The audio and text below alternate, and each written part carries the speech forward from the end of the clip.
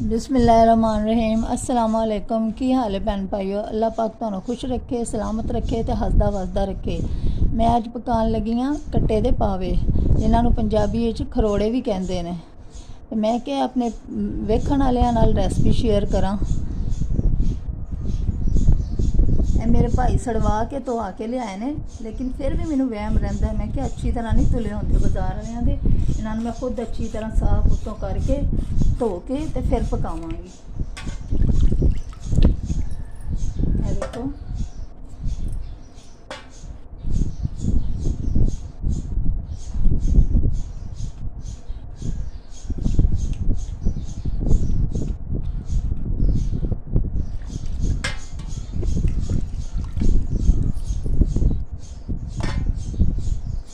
सारे पावे धो के अच्छी तरह फिर इन्हों प्रैशर कुकर पकावांगे, क्योंकि कुकर तो बगैर तो इन्नी जल्दी गलने कोई नहीं। हांडी वैसे रखांगे असी तो बहुत टाइम लैणगे, फिर भी अच्छी तरह गलनगे नहीं। वो गल होएगी जी कहते हैं बोटी खिंचो तो नक ते वजे, उस तरह नहीं गलाने ना। असी अच्छी तरह गलाने ने जोड़े फुल गले हुए हों। मेरे बच्चों तो पावे पसंद ने, वो कहते हैं मम्मा जी तुसी पावे क्यों पका रहे। मैं कि हम तुसी नहीं खाते तो दूसरे भी ना खान, क्योंकि बाकी सब घर वाले शौक नाल खाते हैं। तो यह चीज़ तो कदी कदाई पकती है।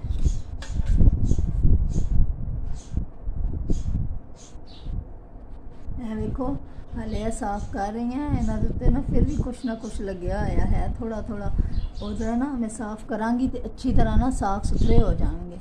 मतलब उत्ते जड़ी भी चीज़ लगी है, अगर कोई वाल वगैरह भी रह गए ने तो उतर जाएंगे, सफाई हो जाएगी अच्छी तरह। बाजार वाले दे काम तो फिर बाजार वाले होंदे ने।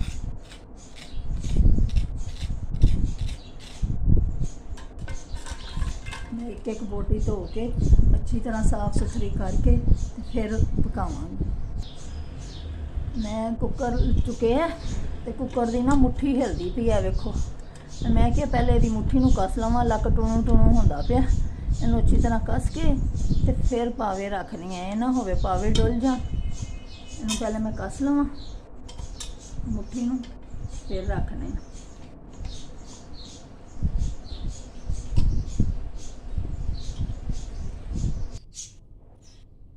हुण मैं हांडी पावे लसन प्याज सब चीज़ पा के पकान रखन लगी है। बिस्मिल्लाहिर्रहमानिर्रहीम। मैं सब चीज़ां धो के लियांदियां ने।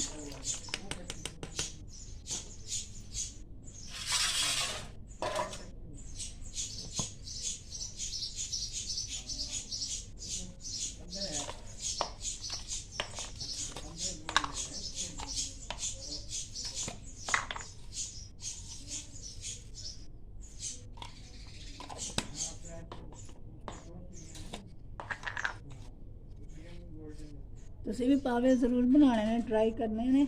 अगर तुहानू पसंद आवे साड़ी वीडियो तो चैनल नू लाइक तो सबसक्राइब जरूर करना है, ताकि आइंदा आने वाली वीडियो तुहाडे तक पहुँचती रहे। ज़्यादा तो ज़्यादा लाइक तो शेयर करना है, तो कमेंट्स भी करने हैं।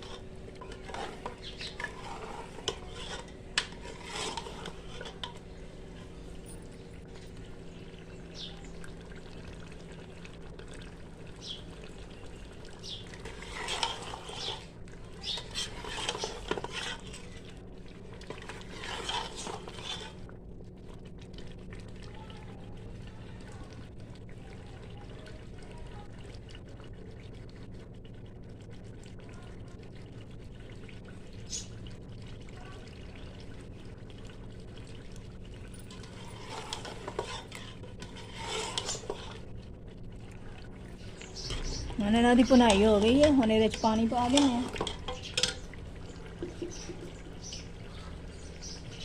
ਜਿੰਨਾ ਸ਼ੋਰਬਾ ਰੱਖਣਾ ਹੈ ਤੁਸੀਂ ਆਪਣੇ ਹਿਸਾਬ ਨਾਲ ਰੱਖ ਸਕਦੇ ਹੋ, ਤੇ ਮੈਂ ਤੇ ਆਪਣੇ ਹਿਸਾਬ ਨਾਲ ਰੱਖਣਾ।